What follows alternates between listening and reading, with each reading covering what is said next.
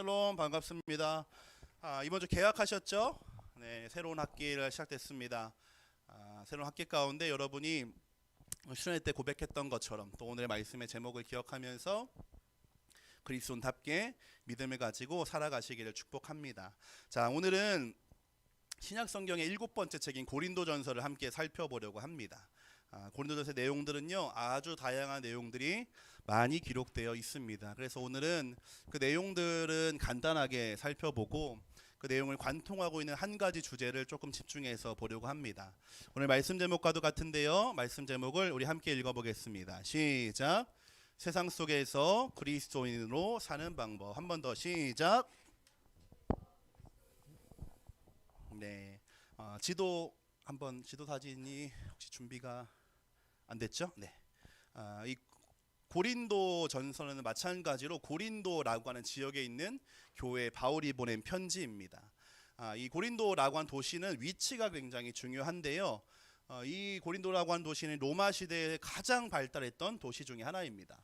위쪽으로는 마케도니아 반도가 있었고 그 밑에 그리스 본토가 있었다면은 요 밑에 펠로폰네소스 반도를 연결하는 이 지역에 있는 것이 고린도라고 하는 도시였어요. 그래서 왼쪽으로도 항구가 있고 오른쪽으로도 바다를 통해서 다른 대륙으로 갈 수 있는, 대륙과 대륙을 잇는 중요한 위치에 있는 것이 고린도라고 하는 도시였습니다. 그래서 바울도 이 선교를 할 때에 전략적인 기지로 이 고린도 교회를 세웠을 정도로 아주 중요한 곳이 바로 이 고린도라고 하는 지역이었습니다. 그러니까 위치가 좋으니까 어떤 것이 따라올까요? 무역이 발달하고 상업이 발달하고 많은 사람들이 모여들게 됩니다. 돈도 모여들고 많은 문화가 모여들게 됩니다. 당시에는 그리스 로마 신화가 굉장히 활발하던 시기였기 때문에 각종 신전들과 우상들과 후에는 로마 황제 숭배 사상까지 겹쳐져서 이 고린도라고 하는 도시는 이 신전의 어떤 박물관도 같이 다양한 신들을 섬기는 것이 고린도라고 하는 지역의 특징이었다라고 하는 거죠. 이 교회를 살펴보게 되면요, 사실은 여러분 지난주에 제가 말씀드렸지만 신약 성경에서 기록하고 있는 교회는 지금 우리가 생각하는 것처럼 이렇게 많은 사람이 모여 있지 않았습니다. 기본적으로 유대인들은 성인 남자 10명이 되면은 회당을 세울 수가 있었기 때문에 이 회당을 기준으로 많이 모일 수가 없었고, 특별히 고린도라고 하는 지역은 이 유대 지역이 아니라 로마 문화였기 때문에 그들의 문화와 유적지를 살펴보게 되니까 또 이 고린도전서의 내용들을 살펴보게 되면은 교회나 회당의 중심으로 모인 것이 아니라 특정한 누군가들의 집에 모여서 예배를 드렸다라는 것을 우리는 알 수가 있거든요. 그 말은 무엇이냐?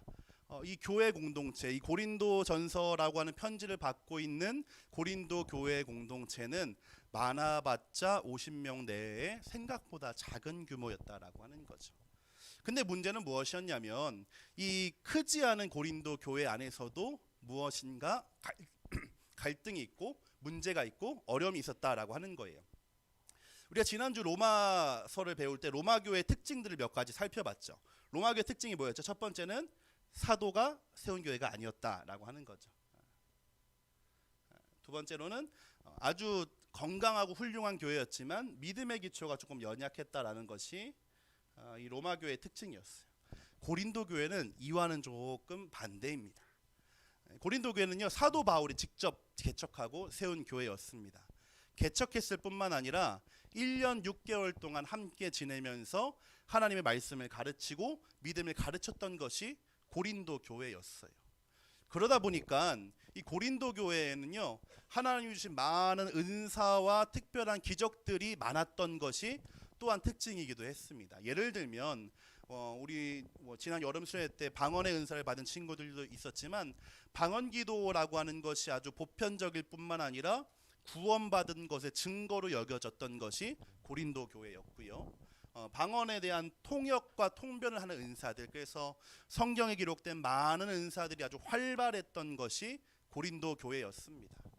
그러니까 바울이 직접 세웠고 가르쳤고 은사와 기적들도 많은 교회였으니까 이 교회가 아주 훌륭한 교회로 나아가야만 할 것 같은데, 전도 여행 때문에 바울이 떠난 이후에 바울은 아주 슬프고 속상한 소식을 듣게 되죠. 이 교회에 문제들이 생겨나고 있다라고 하는 거예요. 그래서 고린도전서는요, 기본적으로 바울이 사랑했던 교회인 고린도 교회를 위해 썼던 이 문제의 해결 방법들이라고 우리는 이해해 볼 수가 있습니다. 그런 여러 가지 문제를 이러이러한 원리들과 이러이러한 방법들을 가지면 잘 해결해 나갈 수 있다라고 하는 거죠. 문제는 대체로 5가지로 한번 구분해 볼 수가 있는데요. 첫 번째는요, 그들 안에 분열이 있었다고 하는 거죠. 50명밖에 안 되는데 그 안에서도 서로의 이 그룹들이 나뉘어지게 돼요. 근데 문제는 그룹들의 특징이었는데 어떤 기준이었냐? 누구에게 세례를 받았느냐라고 하는 기준이었어요. 그래서 어떤 사람은 나는 바울파, 나는 아볼로파, 나는 베드로파, 혹 누군가들은 나는 예수파라고 하면서 내가 추종하는 누군가를 중심으로 그룹지어서 서로의 헤게모니를 다투고 있었던 것이 이 고린도 교회가 가진 첫 번째 문제였습니다. 두 번째는요, 이 성윤리의 문제가 있었습니다.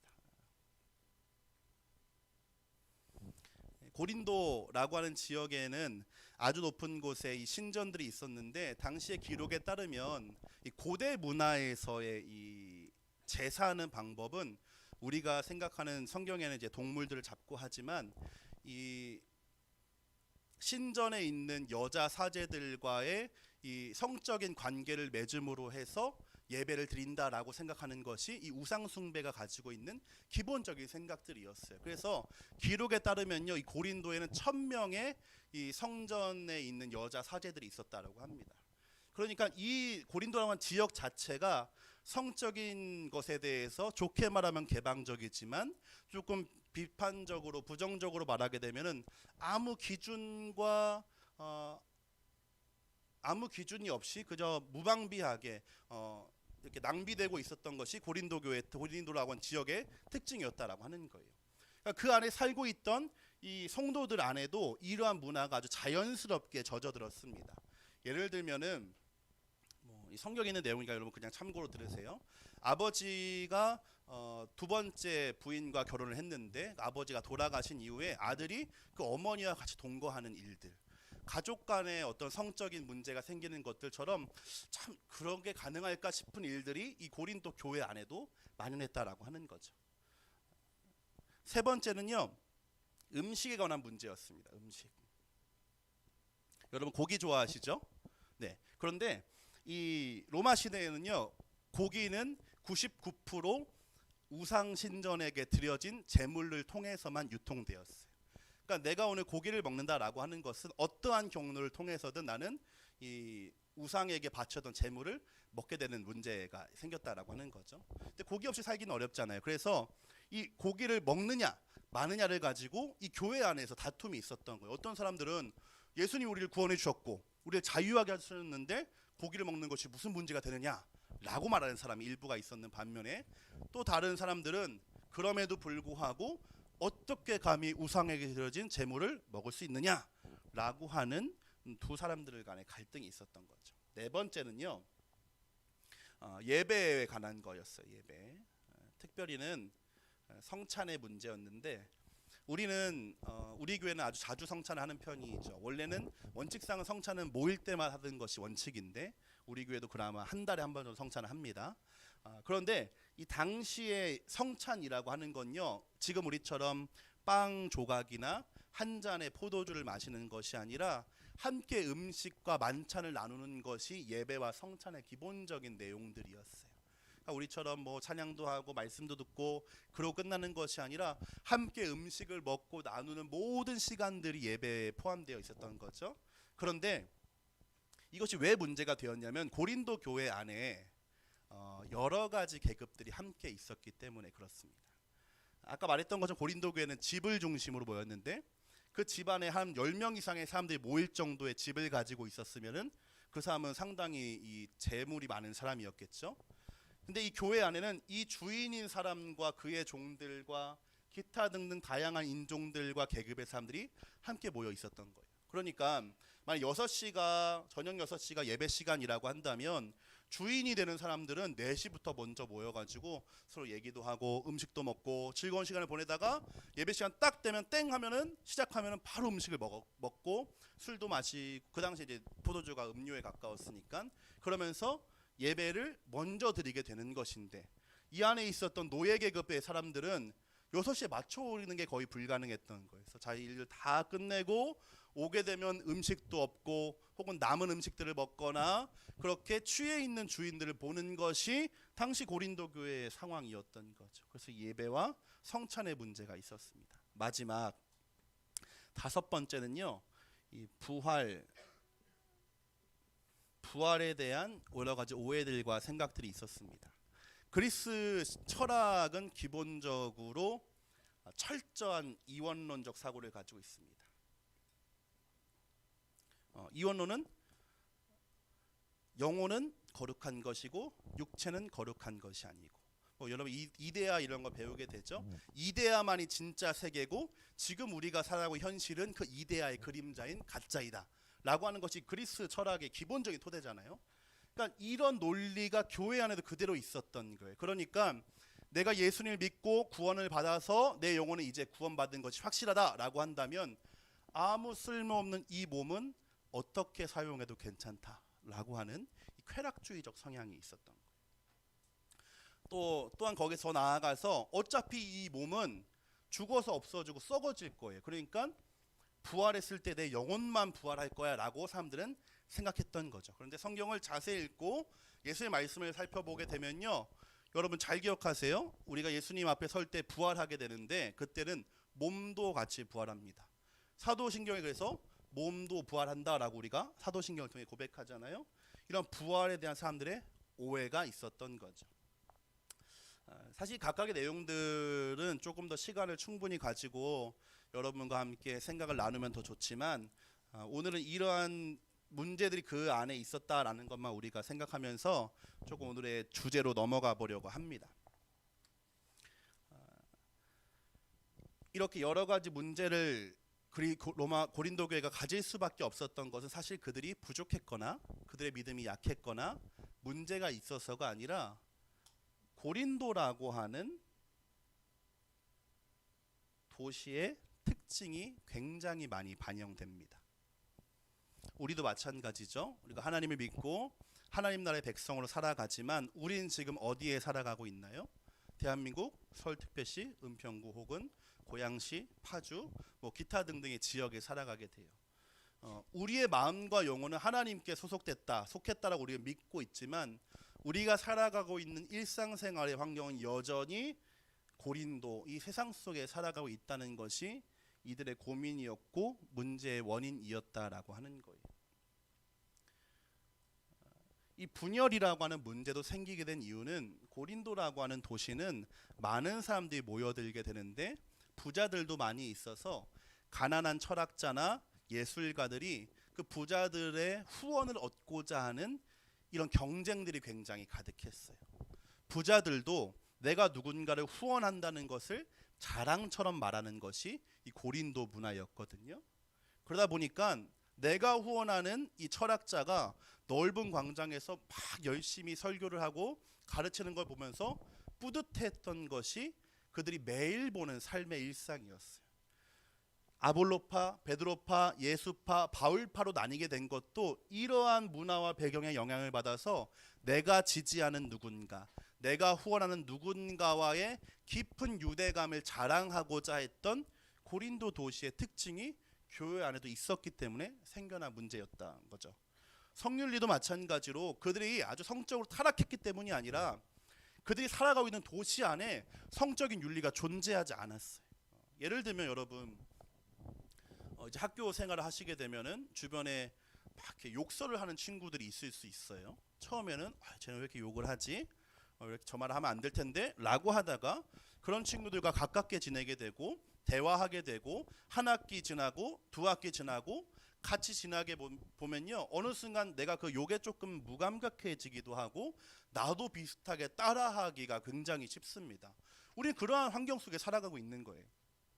이 사실 말로 하기도 부끄러운 이런 문제가 교회 안에 있었던 것은 그들 안에 이 도시에 살아가고 있는 문화를 이길 힘이 없었기 때문이었던 거죠. 음식도 마찬가지였고, 예배에 대한 문제도 마찬가지였고, 부활에 대한 문제도 마찬가지로 내가 살아가고 있는 이 고린도라고 하는 강력한 문화의 중심, 강력한 이 세상의 권력 앞에서 내가 그것을 이겨낼 힘과 구별하고 분별할 힘이 부족했기 때문에 교회 안에 많은 문제들이 생겨나고 말았던 것입니다.